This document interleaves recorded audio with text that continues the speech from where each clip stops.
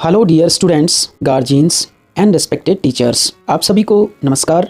जैसा कि आप सभी जानते हैं, इस चैनल पर आपके लिए उपयोगी कंटेंट लेकर के मैं आता हूं। इस चैनल पर जितने भी कंटेंट्स प्रसारित किए जाते हैं वो सभी किसी न किसी रूप में स्टूडेंट्स से, अभिभावकों से या फिर टीचर से रिलेटेड होते हैं।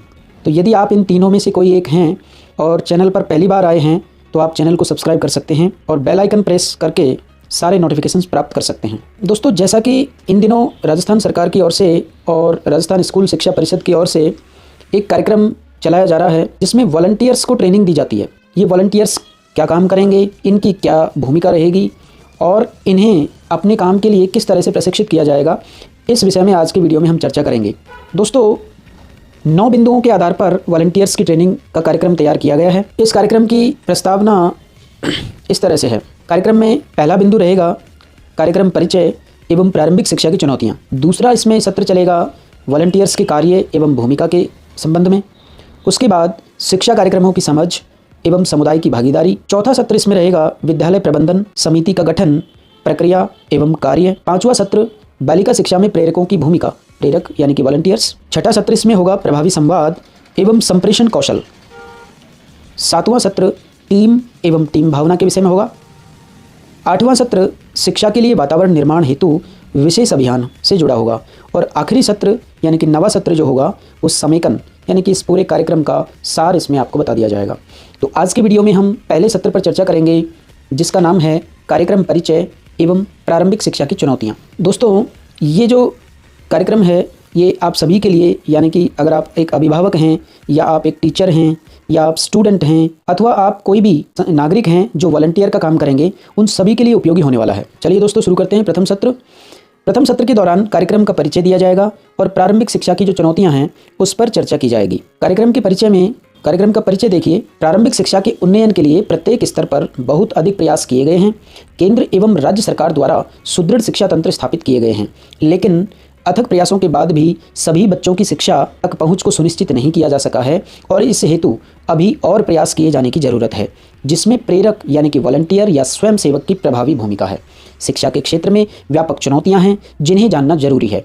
शिक्षा तंत्र एवं इससे जुड़े विभिन्न मुद्दों को समझने की जरूरत है जिससे कार्य का निष्पादन बेहतर किया जा सके। अब जानते हैं कार्यक्रम का उद्देश्य क्या है। तो दोस्तों, कार्यक्रम का उद्देश्य है प्रशिक्षण कार्यक्रम और इसके उद्देश्यों को जानना, प्रारंभिक शिक्षा की चुनौतियों को समझना। इसके लिए जब वॉलंटियर्स को ट्रेनिंग दी जाएगी तो उसमें चर्चा की जाएगी व्याख्यान के माध्यम से और उसके बारे में आपको सामान्य जानकारियाँ प्रदान की जाएंगी।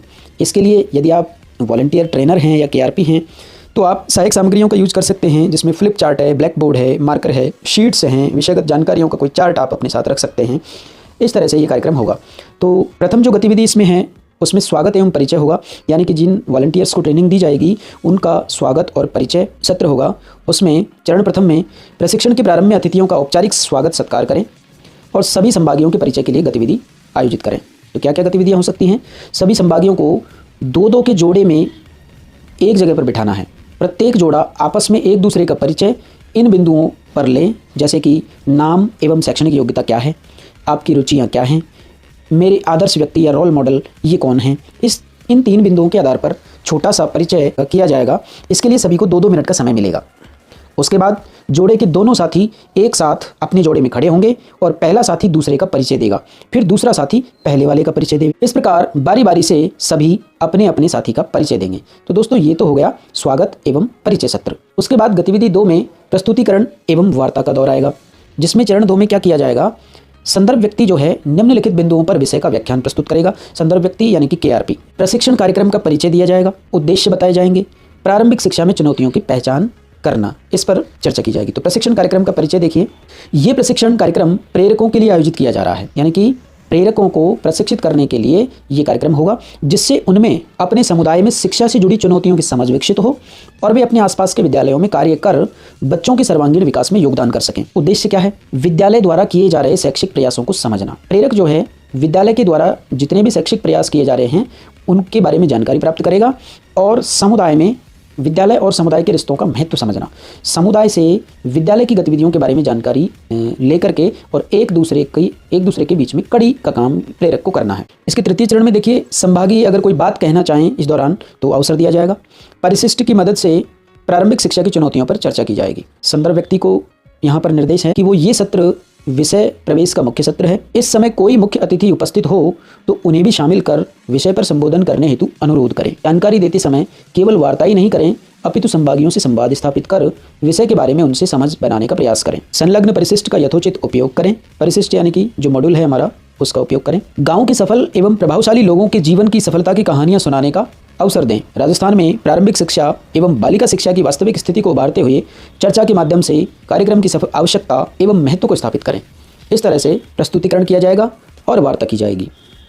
उसके बाद जो परिशिष्ट 1 है उसमें क्या है, राजस्थान में शिक्षा का परिदृश्य और वर्तमान में प्रारंभिक शिक्षा में चुनौतियाँ, यानी कि राजस्थान प्रदेश में प्रारंभिक शिक्षा में क्या चुनौतियाँ हैं वर्तमान समय में, उसकी जानकारी दी जाएगी। तो जानकारी इस प्रकार से है। आज़ादी के बाद देश में शिक्षा का विकास हुआ है। सन 2009 में संसद द्वारा पारित निःशुल्क एवं अनिवार्य प्राथमिक शिक्षा अधिकार अधिनियम 2009 शिक्षा विकास के लिए महत्वपूर्ण दस्तावेज है, जिससे बड़े परिवर्तन की संभावनाएं हैं। वर्तमान में शिक्षा के आंकड़े संतोषप्रद हैं। इनकी व्याख्याएं अपने अपने तरीके से की जा सकती हैं। बच्चे विद्यालयों में पंजीकृत तो हुए हैं, लेकिन बच्चों को विद्यालयों में नियमित बनाए रखना अभी भी एक चुनौती है। शिक्षा की स्थिति पर एक वार्षिक रिपोर्ट के अनुसार लगातार कई वर्षों से विद्यालयों में प्राथमिक शिक्षा प्राप्त करने वाले अधिकतर छात्र छात्राएं बुनियादी गणित पढ़ और समझ नहीं पाते हैं तथा उनमें भाषागत कौशलों के विकास हेतु भी और अधिक प्रयासों की आवश्यकता है। इसी तथ्य को ध्यान में रखकर निपुण भारत मिशन की शुरुआत की गई, जिससे बच्चों की बुनियादी शिक्षा को मजबूत बनाया जा सके। ये योजना राष्ट्रीय शिक्षा नीति 2020 के अनुरूप शुरू की गई है। बच्चों को विद्यालयों में बनाए रखने के लिए पाठ्यक्रमों एवं परीक्षाओं में भी सुधार की गुंजाइश है। इसके लिए पाठ्य पुस्तकों का गुणवत्तापूर्ण विकास, मानक अथवा स्थानीय भाषा में अध्यापन एवं बच्चों की चिंतन प्रक्रियाओं में दक्षता लाने की जरूरत है। इन सारी विकास प्रक्रियाओं में समुदाय की भूमिकाएं अति आवश्यक है। शिक्षा अधिकार अधिनियम से इसे और समर्थन मिला है। बालिका शिक्षा को लेकर भी अनेक कार्यक्रम संचालित किए जा रहे हैं, जिनके प्रभावी क्रियान्वयन से ही सभी बालिकाओं के विद्यालयों में दाखिला लेने और अपनी विद्यालयी शिक्षा को पूरा करने के उद्देश्यों को पूरा किया जा सकता है। तो दोस्तों, पहला सत्र यहाँ पर होता है पूरा। आपने देखा कि इसमें किस तरह से कार्यक्रम का परिचय रहेगा और प्रारंभिक शिक्षा की चुनौतियां क्या हैं, उस पर चर्चा की जाएगी। दोस्तों, इस वीडियो में इतना ही, लेकिन आप कहीं नहीं जाइएगा, अगले वीडियो को जरूर देखिएगा, क्योंकि इसमें आगे की जो प्रक्रियाएं हैं, आगे के महत्वपूर्ण बिंदु जो प्रेरकों को करने हैं, प्रेरकों के लिए क्या क्या कार्य एवं भूमिकाएं हैं, उसके बारे में चर्चा करेंगे। धन्यवाद।